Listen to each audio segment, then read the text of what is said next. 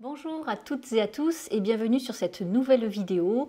Nous allons parler aujourd'hui de prononciation et particulièrement de certaines lettres qu'on retrouve dans bon nombre de mots et je vais vous donner des petits indices pour bien les prononcer en anglais.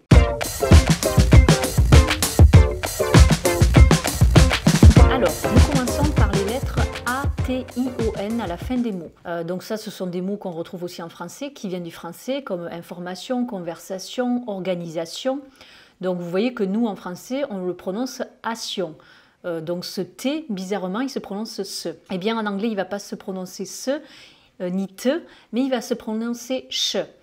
Donc là, j'ai réalisé aussi une vidéo sur toutes les lettres qui font le son ch. Et donc ici, on va faire le son Asian.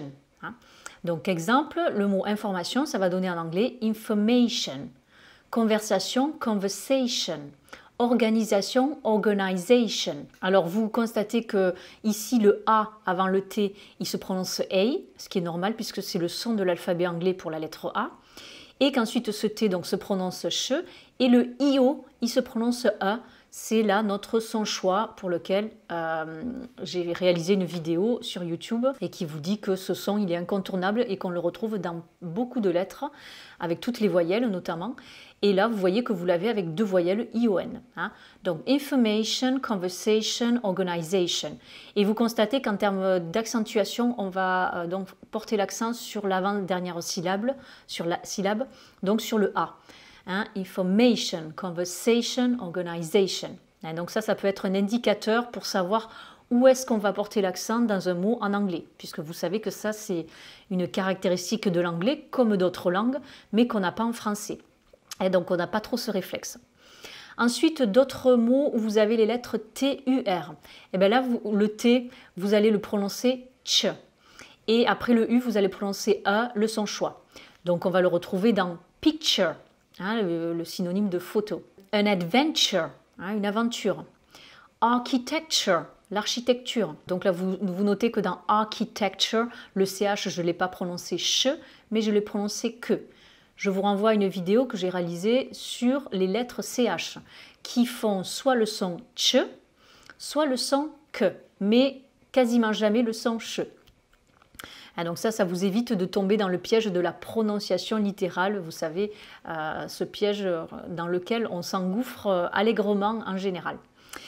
Donc voilà, ce TUR, vous allez le prononcer chur, et je rajouterai un dernier mot, le future, le futur. Là, vous voyez que j'ai prononcé aussi ce TUR comme un chur. Autre mot avec des lettres caractéristiques, donc qui se terminerait par ISM. Donc ces mots-là aussi, ils viennent du français. Tout ce que je vous ai exposé jusqu'à présent, ça vient du français. Mais bien évidemment, on ne va surtout pas les prononcer à la française.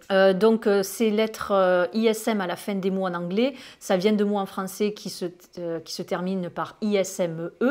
Et on a là, donc comme racisme, terrorisme, symbolisme, tourisme.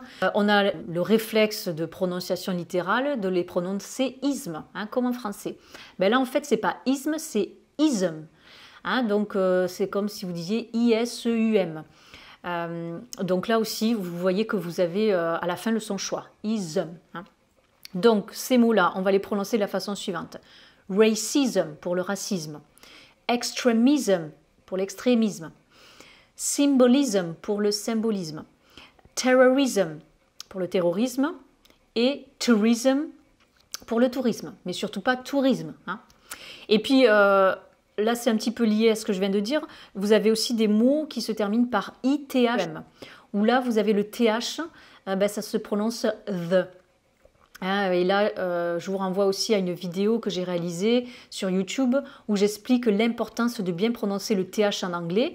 Mais ce TH, soit on va le prononcer th, donc comme dans author, l'auteur, dans method, la méthode, dans enthusiastic, enthousiaste. Donc là, vous voyez, si vous mettez là une pression plus forte sur la langue, sur vos dents supérieures, vous faites le son th. Mais ici, comme dans d'autres mots, on va faire le son the. Donc là, c'est comme si on faisait un petit Z. Donc on met moins de pression sur les dents supérieures avec la langue.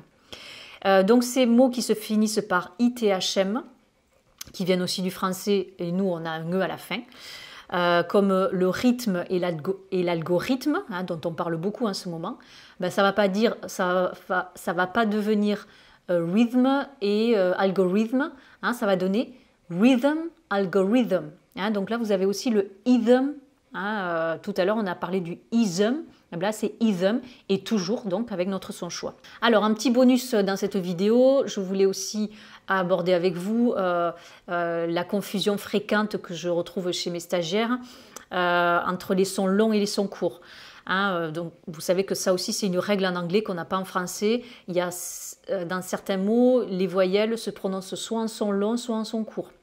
Alors la différence par exemple entre goûter ou le goût et le test. Donc goûter le goût, on va dire the taste ou to taste. Donc là c'est un son long, à ne pas confondre avec the test, c'est un son court là, le test. Autre différence similaire, c'est plus tard et la lettre. Donc on va dire later, plus tard, et letter pour la lettre. I'll send you a letter later. Hein, je vous enverrai une lettre plus tard. Autre différence entre le verbe to sell, vendre, et to sail. Hein, donc là c'est un son long, donc S-A-I-L qui veut dire naviguer. La différence entre plane, hein, donc l'avion, et plan, le projet. Hein. I plan to take the plane. Hein, j'ai le projet de prendre l'avion. Autre différence, le mot paper, hein, le papier, et pepper. Là c'est un son court, alors que paper c'est un son long. Donc pepper c'est à la fois le poivre et les poivrons. Ensuite, noise et nose. Hein. My nose is making noise. Hein. Mon nez fait du bruit. Hein. Donc nose, le nez, c'est le son O, alors que noise, le bruit, c'est le son oi. Hein. Donc là, un son encore un peu plus long. Voilà, j'espère que toutes ces petites astuces de prononciation et d'erreurs de prononciation littérale vont vous aider à avancer sur le chemin de la bonne prononciation à l'anglaise et également donc de ne pas faire d'erreurs et de ne pas confondre certains mots qui se ressemblent. Mais vous voyez que là, l'important c'est est-ce que je fais un son long ou un son court. Et donc souvenez-vous hein, de Asian qui se dit Asian en anglais, de tur qui se dit chur, hein, comme dans culture et pas culture. Et puis ensuite de ism qui se dit ism et ism qui se dit ism en anglais.